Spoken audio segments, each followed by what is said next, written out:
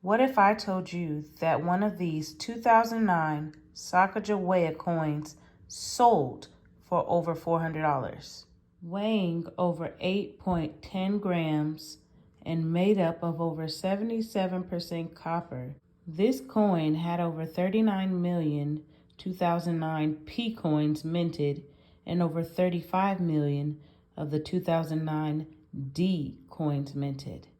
Now currently, these 2009 Sacagawea dollar rolls are selling for over $50 on eBay.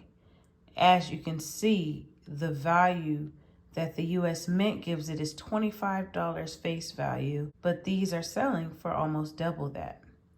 Now, this is the roll, but if you were to sell one of these in mint state condition, you could get hundreds of dollars for it.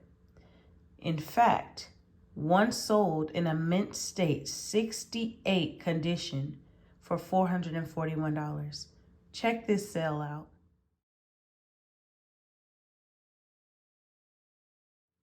Okay guys, so I hope you enjoyed this video. Don't forget to like, comment, and subscribe, and I'll see you guys in the next video. Peace.